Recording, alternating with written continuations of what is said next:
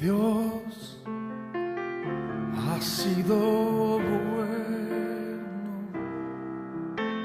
bueno es Dios. Hebreos capítulo 9, verso 1. Hebreos capítulo 9, verso 1. La Biblia dice: ahora bien, aún el primer pacto tenía ordenanzas de culto y un santuario terrenal, porque el tabernáculo estaba dispuesto así. En la primera parte, llamada el lugar santo, estaba el candelabro, la mesa y los panes de la proposición. Tras el segundo velo estaba la parte del tabernáculo, llamada el lugar santísimo, el cual tenía un incensario de oro y el arca del pacto cubierto de oro por todas partes, en la que estaba una urna de oro que contenía el maná, la vara de Aarón que reverdeció, y las tablas del pacto. Y sobre ellos los querubines de gloria que cubrían el propiciatorio, de las cuales cosas no se puede ahora hablar en detalle. Y así dispuestas estas cosas en la primera parte del tabernáculo, entran los sacerdotes continuamente para cumplir los oficios del culto. Pero en la segunda parte, solo el sumo sacerdote una vez al año, no sin sangre, la cual ofrece por sí mismo y por los pecados de ignorancia del pueblo, dando el Espíritu Santo a entender con esto que aún no se había manifestado el camino al lugar santísimo, entre tanto que la primera parte del tabernáculo estuviese en pie, lo cual es símbolo para el tiempo presente, según el cual se presentan ofrendas y sacrificios. No pueden hacer perfecto en cuanto a la conciencia al que practica este culto. Y ya que consiste solo de comidas y bebidas, de diversas abluciones y ordenanzas acerca de la carne, impuestas hasta el tiempo de reformar las cosas. Jesucristo es el más grande sacerdote que podemos tener. Y para argumentar esta verdad, el escritor va a hacer una comparación entre lo que es el tabernáculo terrenal, descrito en estos 10 versículos, y después desde el versículo 11 en adelante, va a hacer una descripción del tabernáculo celestial.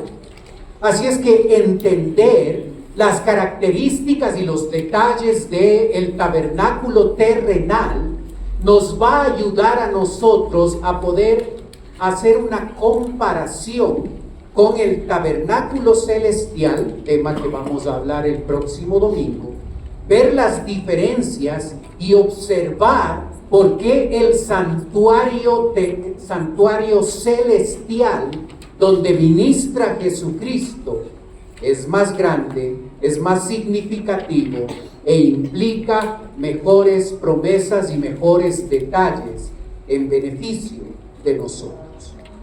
Cuando nosotros hablamos de el tabernáculo terrenal, debemos darnos cuenta de algunas características que se plantean en el texto que acabamos de leer.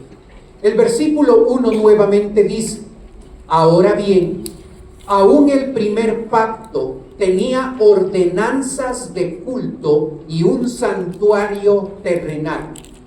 Una de las cosas que nosotros debemos comprender es que si nosotros queremos adorar a Dios, no basta con que nuestra adoración sea a nuestra manera, a nuestro gusto, a nuestra preferencia.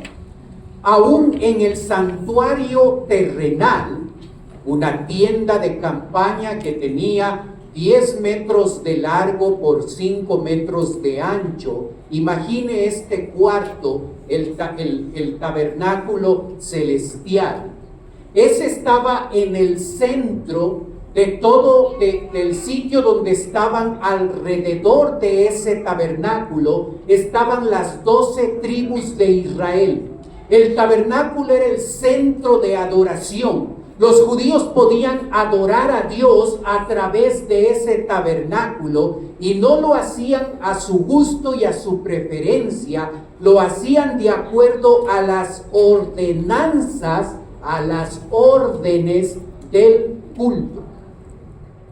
Un creyente no se convierte en un adorador si lo hace a su manera. Debe ser sumamente claro el concepto. Si nosotros queremos ser adoradores de Dios, no basta con que sean hechas las cosas a mi gusto y mi preferencia. Deben estar determinadas de acuerdo a las órdenes que Dios ha establecido. Aún en el tabernáculo terrenal, Dios establece un procedimiento para que el pueblo pueda adorar a Dios. Si tú quieres ser un adorador a Dios, necesitas seguir las órdenes de la palabra. Y la palabra dice expresamente que Dios busca adoradores que le adoren en espíritu y en verdad. Si nosotros no cumplimos esos dos requisitos, podemos pensar que somos adoradores cuando no lo somos. Podemos pensar que la música es la única manera de adorar a Dios. Podemos cantar muy bien y podemos tocar un instrumento, pero eso automáticamente no nos hace adoradores. Lo que nos hace adoradores es cumplir las ordenanzas establecidas por Dios, y para nosotros se ha establecido que tenemos que ser adoradores en espíritu, depender del Espíritu Santo, y en verdad basar nuestra adoración en la verdad, en la palabra de Dios. Si no, no somos adoradores. Así es que el tabernáculo, desde temprano en la historia, ya nos comunica esto. El culto a Dios debe ser hecho de acuerdo a lo que Dios ha establecido, no de acuerdo a nuestro gusto y preferencia. Y lastimosamente hay iglesias que toman decisiones en cuanto a la adoración para quedar bien con la gente, sin importarles que Dios es el que debe ser adorado, y la adoración a Él debe ser hecha de acuerdo a las órdenes y disposiciones que Él ha establecido. Un segundo detalle es los elementos que componen el tabernáculo. Observe verso 2. Porque el tabernáculo está dispuesto así. En la primera parte, llamada el lugar santo, estaba el candelabro, las mesas y los panes de la proposición. Imagine en su mente este sitio de 4 paredes. Este sitio es el tabernáculo. Esta pared de atrás es la cortina por donde el sacerdote ingresa al lugar santo. El lugar santísimo es un poco menos de la mitad, y allí hay una cortina. Así es que dentro del lugar santísimo están 3 elementos: el candelabro, la mesa y los panes de la proposición. El candelabro era una estructura que medía en su parte superior más de 2 metros. Era grande. Y de alto ese candelabro tenía 1,5 metros. Era hecho de oro macizo. Su peso era de 35 kilos. Y ese candelabro estaba en un sitio del lugar santísimo. Ese candelabro tenía 7 brazos, 3 en el lado izquierdo, 1 en el centro y 3 en el lado derecho. Ese candelabro era un símbolo de que Jesucristo es la luz del mundo. Así es que ese candelabro debía estar prendido de manera permanente. Cada elemento del tabernáculo, cada elemento, cada enser que tenía el tabernáculo simbolizaba a Jesús. Así es que ese candelabro, que era de oro macizo, el oro es una referencia a la deidad de Cristo y simbolizaba que Jesucristo es la luz del mundo. Jesucristo como luz irradia su luz sobre nosotros los creyentes. Y esa luz irradiada debe ser a la vez irradiada por nosotros a la gente que está sin Cristo, para que al compartirles el Evangelio y que ellos escuchen el mensaje y vean nuestro estilo de vida, de esa forma ellos vean nuestra luz, que es un reflejo de aquel que es la luz del mundo. Cada elemento del tabernáculo es un símbolo de Cristo y tiene implicaciones personales para cada uno de nosotros. Ese tabernáculo tenía un perímetro cubierto. Estaba hecho ese perímetro por 48 tablas de madera de acacia. Entonces, en vez de observar el perímetro de nuestro templo hecho por bloques, usted puede imaginar un perímetro hecho por 48 tablas de madera de acacia, recubiertas esas tablas con oro. La madera es un símbolo de la humanidad de Cristo, y el hecho de que estén recubiertas de oro es un símbolo de la deidad de Cristo. El tabernáculo en cada detalle comunica una faceta de Jesús. Aún el propio perímetro indicaba, era una referencia a la humanidad de Jesús y a su deidad. En el lugar santo estaba el candelabro. En el lugar santo había una mesa, una pequeña de 1,5 metros más o menos de largo por 40-50 centímetros de ancho. En esa mesa, sobre esa mesa, habían 12 panes. Por eso habla de los panes de la proposición. Cada uno de esos panes representaba a las 12 tribus de Israel, por eso habían 12 panes. El pan, la mesa y los panes de la proposición comunicaban que Dios es nuestro proveedor. Así es que el candelabro comunica que Jesús para nosotros es nuestra luz, es nuestra guía. Cuando nosotros observamos en la noche una casa que está iluminada, nosotros concluimos, hay alguien allí. Mentalidad occidental. Cuando un judío ve una casa alumbrada, no dice hay alguien allí. En ese sitio hay vida. Mentalidad oriental.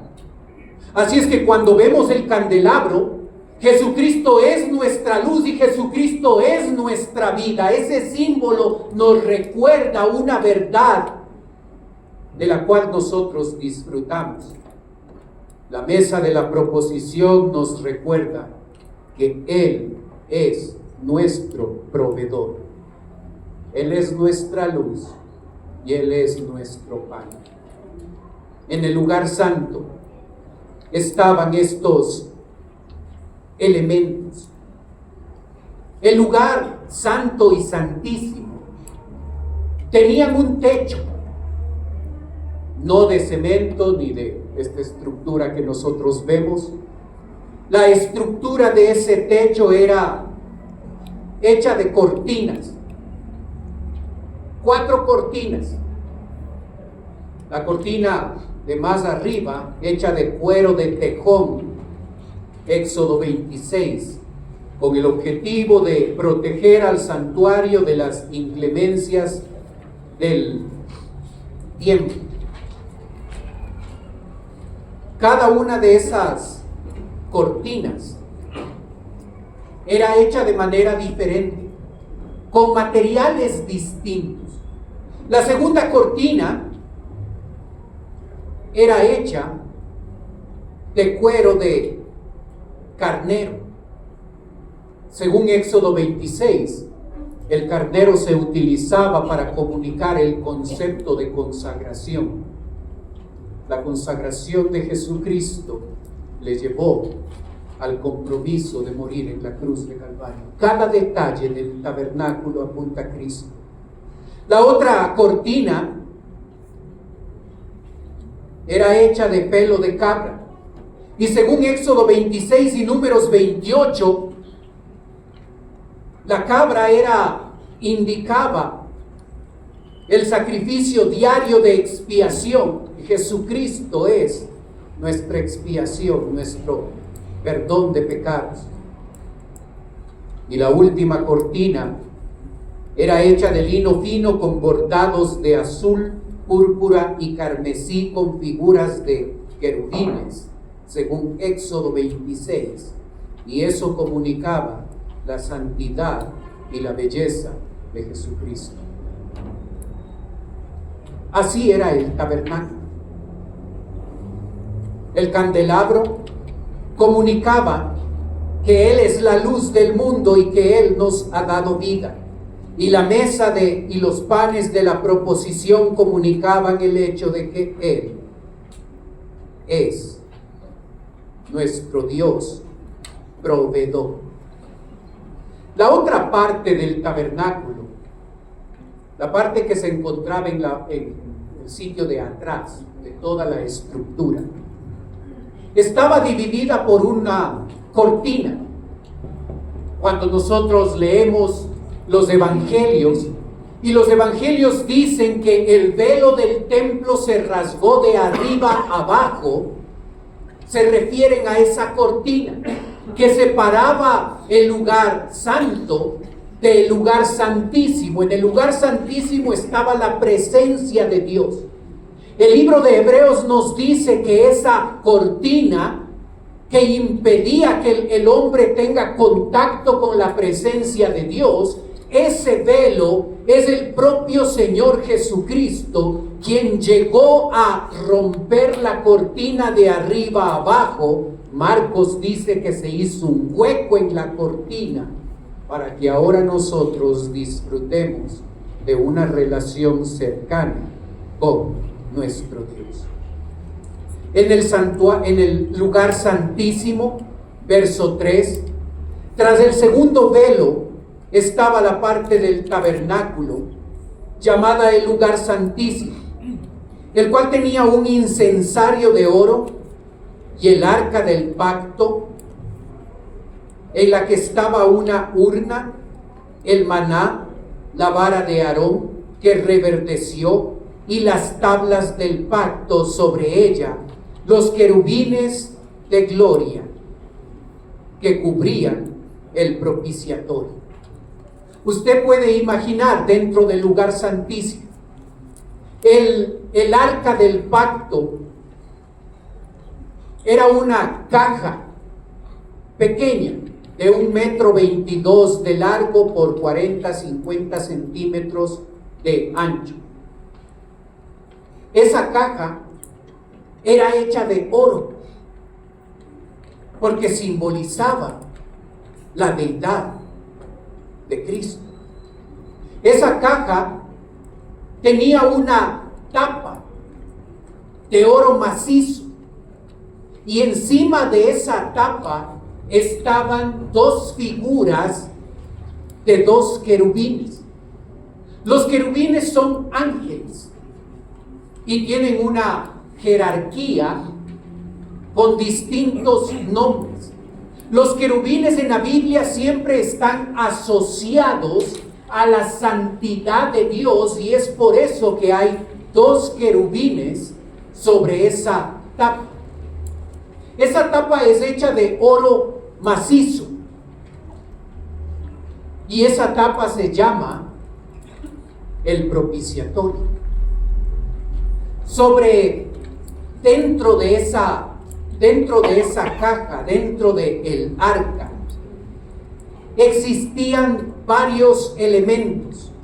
Uno de ellos era el maná. Dios le dio a la nación de Israel, mientras ellos vivieron durante su tiempo allí en el desierto, le alimentó Dios con maná, pan del cielo, como lo llamaron, para que ellos no se olvidaran de la provisión de Dios. Dios le dijo a Moisés en Éxodo 16 que tomara 3 kilos de maná y los guardara en el arca, para que a través de ese símbolo ellos recordaran la provisión de Dios. En esa arca estaba una vara de Aarón que reverdeció. En un momento de la historia en el Antiguo Testamento, varias personas quisieron adorar a Dios a su manera, negando el liderazgo del sumo sacerdote Aarón. Dios, para ratificar el hecho de que el sumo sacerdote Aarón es el que tenía la autoridad de Dios dada por él, y que a través de él debía ser hecho con las ordenanzas la adoración, Dios produce el milagro de que una pequeña rama llegue a reverdecer, y así Dios comunica que a través de el sumo sacerdote Aarón y este tabernáculo y las ordenanzas que existían, era la única forma en la que Dios iba a ser adorado. Observa cómo se repiten los conceptos. El maná, una segunda referencia a la provisión de Dios. La vara que reverdece, mostrándonos que hay solo una manera, solo un sistema, solo una forma en la que podemos adorar a Dios.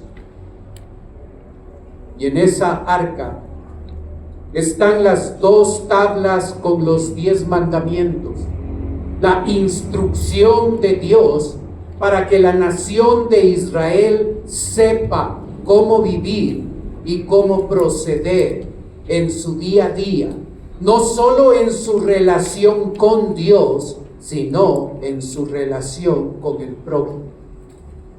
Eran símbolos importantes que le recordaban a la nación cosas importantes. El maná les recordaba la provisión de Dios. La vara de Aarón que reverdece muestra que solo hay una forma de adorar a Dios. Si no lo hacemos en espíritu y en verdad, podemos estar haciendo cualquier show menos adorar a Dios. Y las tablas de la ley, que son la instrucción para nuestra enseñanza y nuestra guía. El candelabro nos recuerda que Él es nuestra luz, que Él es nuestra vida, y nos recuerda el hecho de que nosotros debemos iluminar la vida del incrédulo. Estamos aquí, estás en ese colegio, en ese lugar, en la universidad, en ese trabajo, en ese sitio, para que tú, como luz del mundo que refleja la luz de Jesucristo, abras tu boca y le digas que en Cristo hay salvación. Por eso estás allí. En el tabernáculo no solo se describe los diferentes enseres, los diferentes elementos que existían allí en el lugar santo y en el lugar santísimo. sino que el tabernáculo, desde el versículo 6 al versículo 10, se nos muestra la función, las funciones que los sacerdotes debían cumplir al servir a Dios allí en ese tabernáculo. Observa las funciones que debían cumplir en el lugar santo, en esta parte de adelante del tabernáculo. Verso 6. Y así dispuestas estas cosas en la primera parte del tabernáculo, entran los sacerdotes continuamente para cumplir los oficios del culto. ¿Qué hacían los sacerdotes en este lugar santo? La Biblia establece 3 funciones específicas. Según Éxodo 34, la primera función era quemar incienso. Nosotros sabemos por el Nuevo Testamento que el incienso simboliza las oraciones de los creyentes. Así es que cuando quemaban incienso, ese humo subía, Dios lo percibía, lo veía, y eso producía en Dios que Él se agrade de esa quema de incienso. Cada vez que tú oras a Dios, estás haciendo algo que le da adoración a Él y que es de su agrado. No debemos pensar que nuestra adoración a Dios se restringe a la música y a un momento en el culto el día domingo. Hay muchas otras cosas que nosotros debemos hacer para mostrar nuestra adoración, y la oración, una actividad poco cultivada por los creyentes ocupados, es algo que agrada tremendamente a Dios. La segunda función de los sacerdotes, según Éxodo 25 y Éxodo 37, es acercarse a ese candelabro para que esté prendido permanentemente, porque ese candelabro simboliza que Jesús es la luz del mundo, y Jesús es la luz del mundo de manera permanente, las 24 horas del día, los 7 días de la semana. Así es que los sacerdotes debían cumplir la responsabilidad de mantener de manera permanente, de manera continua, prendido ese candelabro, porque ese candelabro simboliza que Jesús es la luz del mundo y es el dador de vida. Ese candelabro nos recuerda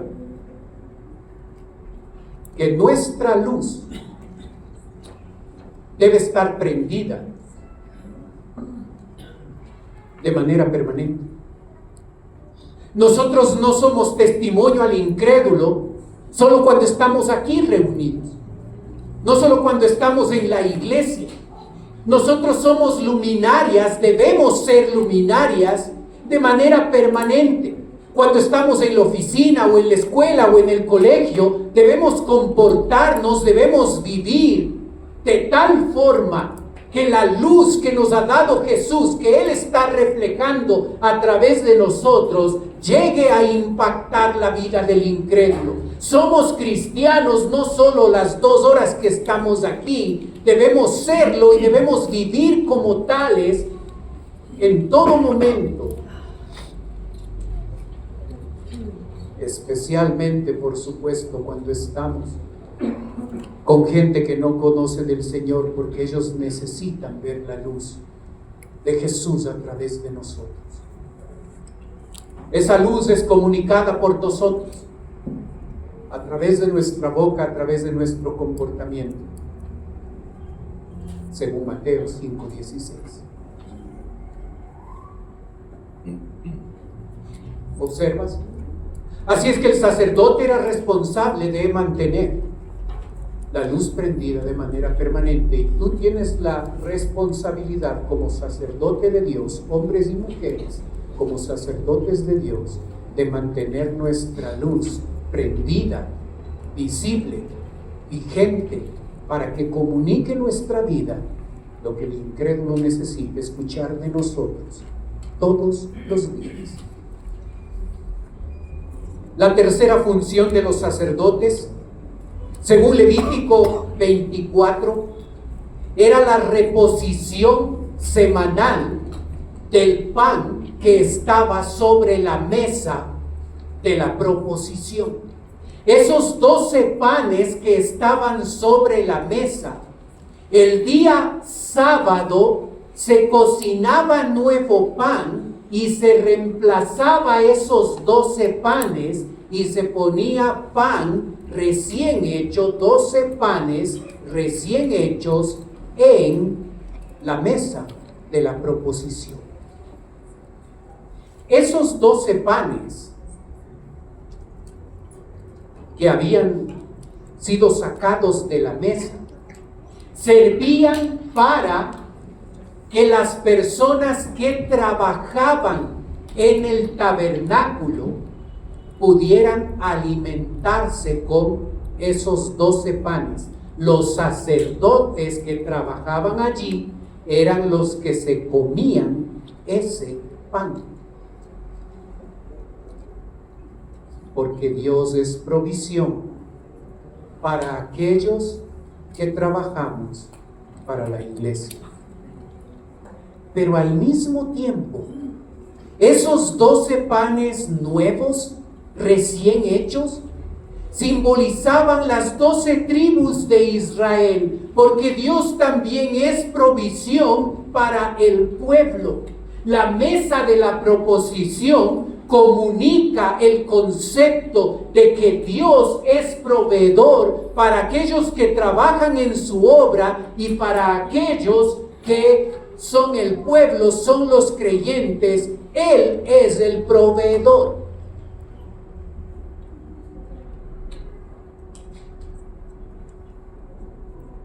Ten cuidado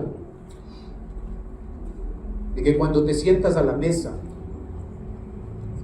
y vas a hacer una oración rápida y al apuro para agradecer por los alimentos,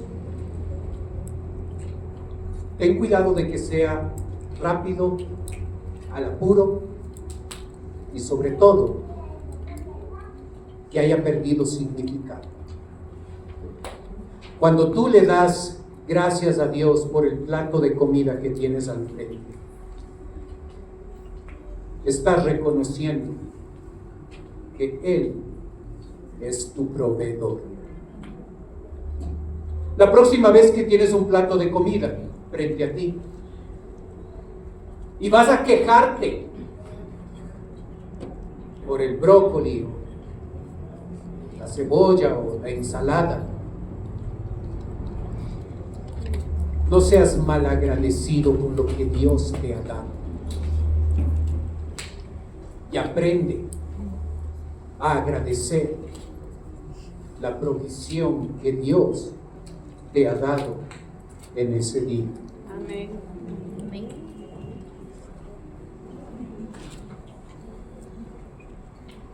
En el lugar santo,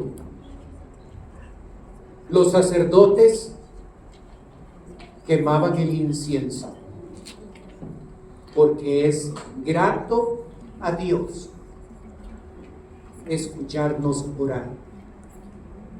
Los sacerdotes en el lugar santo tenían de manera permanente prendido el candelabro, recordándonos que es Jesús quien es nuestra luz, nuestra guía y la razón de por qué tenemos vida eterna.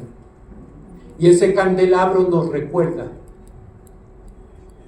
que nosotros aquí en este mundo no estamos de turismo, ni para cumplir nuestros grandes objetivos. es para cada uno de nosotros ser misioneros y tomar nuestra responsabilidad de comunicar el Evangelio de manera continua, de manera permanente. Nuestra luz debe estar prendida permanentemente para que el incrédulo se acerque a Cristo. La tercera función de los sacerdotes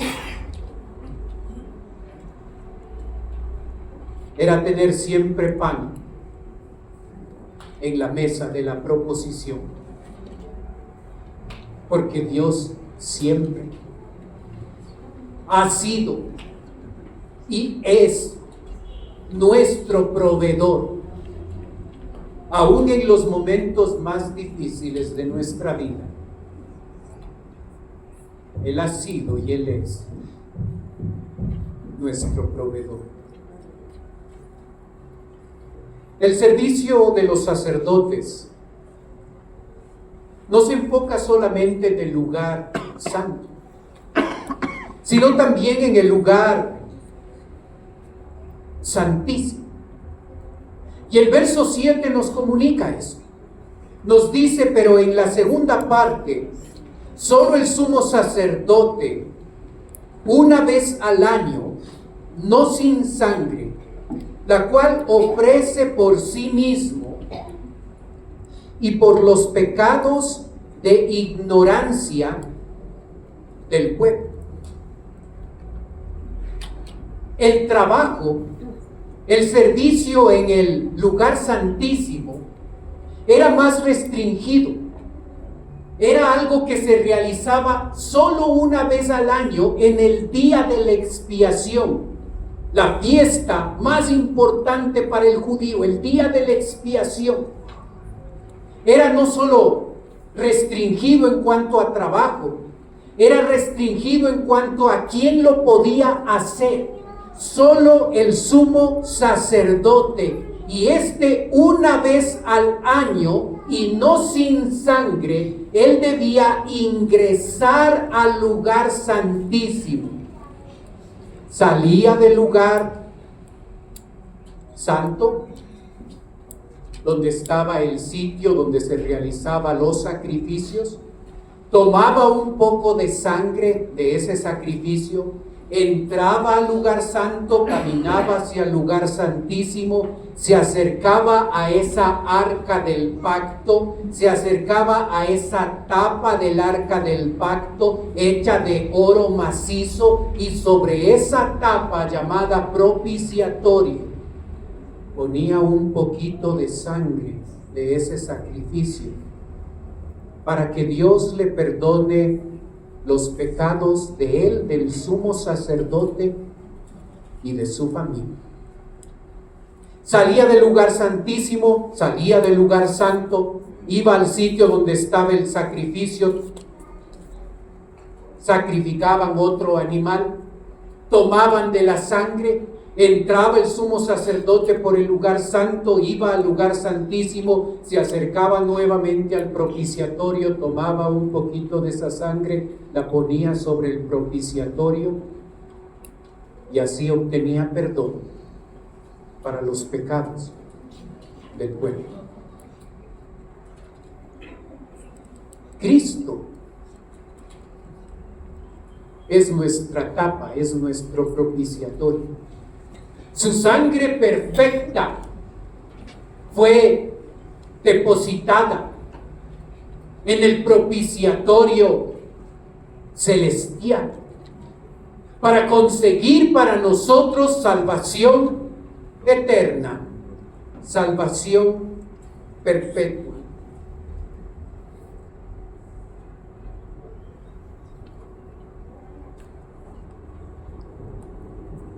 El tabernáculo terrenal nos recuerda que el sitio donde estaba ubicado el lugar santísimo era un sitio restringido. Era un sitio donde no se podía entrar los 364 días del año. Era un lugar donde nadie tenía acceso a la presencia de Dios. Silencioso. Y solo una vez al año, solo el sumo sacerdote, un varón judío, podía ingresar a la presencia de Dios y disfrutar de su presencia. El tabernáculo terrenal, con toda la simbología y la hermosura y las implicaciones personales que nos comunica a nosotros, comunica también la verdad de que es un lugar restringido, que nadie tiene acceso a la presencia de Dios, y solamente una vez al año y una sola persona, un varón judío, puede ingresar a ese sitio.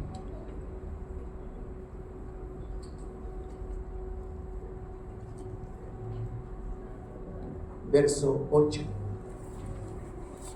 Dando el Espíritu Santo a entender con esto que aún no se había manifestado el camino al lugar santísimo, entre tanto que la primera parte del tabernáculo estuviese en pie. Mientras este sistema útil y vigente para toda la gente antes de Cristo, mientras esto funcionara, el contacto con la presencia de Dios era algo restringido. Pero cuando este tabernáculo terrenal, útil y con un propósito, fue eliminado allá en el año 70 después de Cristo, con la destrucción del templo, ese velo del templo que se rasgó nos dio la posibilidad de que tú y yo, sin ser judíos y no restringido para hombres, sino hombres y mujeres, podamos tener acceso a la misma presencia de Dios, porque un día Jesucristo, por su sacrificio, rasgó el velo y el acceso restringido ya no estuvo restringido. Tú y yo podemos acercarnos confiadamente a la presencia de Dios. No necesitamos a un sacerdote aparte de Cristo. El acceso está libre. Disfruta de lo que por la gracia de Dios ahora es nuestro. Acceso permanente 24/7 a la presencia de Dios. Disfrútalo a través de la oración, disfrútalo a través de tu lectura de la palabra. Un contacto personal con el Señor del universo, de todo lo creado. Nos convenía que este sistema, este tabernáculo terrenal, se destruyera, porque dio paso a una realidad diaria, a una realidad constante.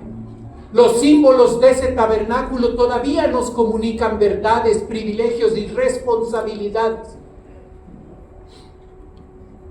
Pero ahora podemos disfrutar de su presencia cada día.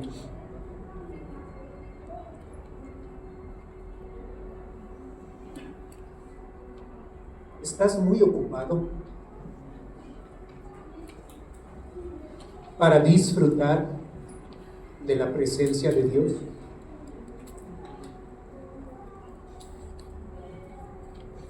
Cosas que se han convertido en ídolos en tu vida están desplazando a Dios. tu celular, por ejemplo?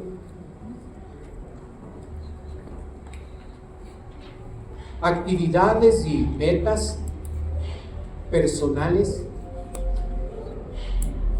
no te dan el tiempo para estar en la presencia de Dios. ¿Qué es más importante que estar en la presencia del Dios del universo?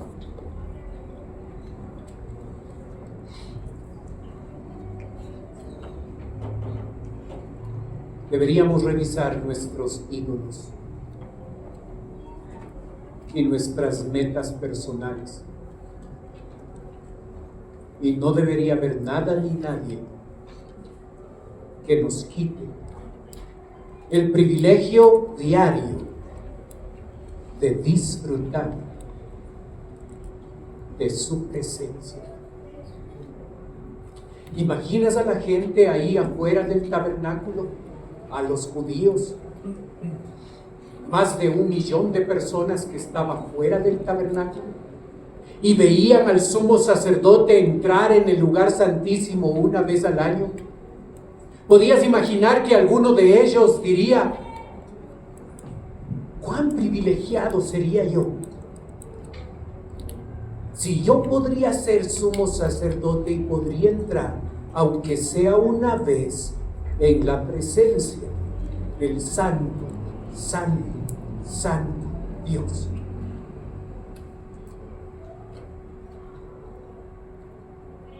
Nosotros tenemos la bendición de estar en su presencia todos los días. Adoremos a Dios por lo que Él ha hecho por nosotros y apropiémonos de las bendiciones que Él nos ha dado. Oremos.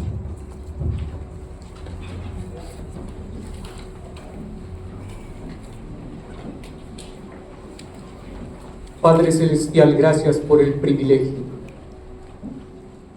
que nos das de poder entender tu palabra. Gracias, Padre, por la bendición de saber que tú eres nuestra luz. Has iluminado nuestra vida, nos has dado vida, vida eterna. Gracias, Padre, porque tú eres nuestra mesa de propiciación, tú eres nuestro proveedor. Te agradecemos por tu cuidado y tu provisión. Te damos gracias, Señor, por ese altar del incienso que nos recuerda y nos comunica que a ti te agrada cada vez que nosotros oramos a ti. Gracias, Padre, por esa arca del pacto que nos recuerda otra vez que tú eres nuestro maná, tú eres nuestro pan del cielo, que hay una sola forma de adorarte y que nos has dado tu palabra para ser nuestra guía, saber cómo vivir. Gracias, Señor, porque eres nuestra propiciación, el perdón de pecados, el sacrificio perfecto, la sangre sublime que consiguió para nosotros expiación eterna.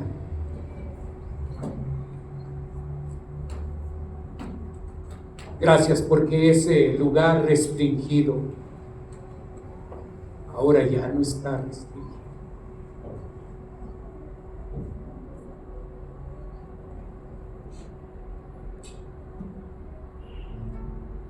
Perdónanos por dar poco valor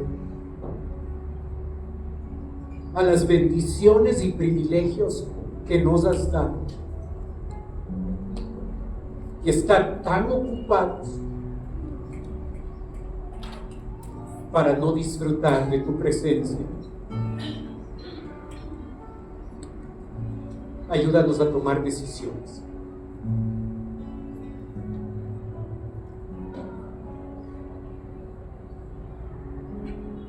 Mientras usted continúa orando, por favor.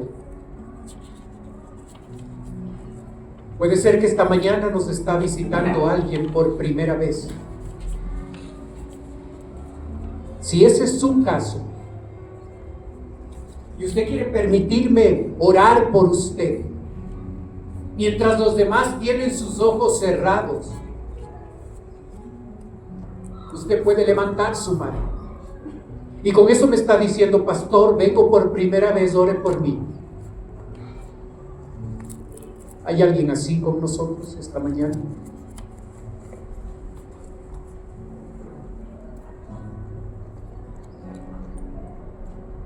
Padre Celestial, estamos aquí, tus hijos.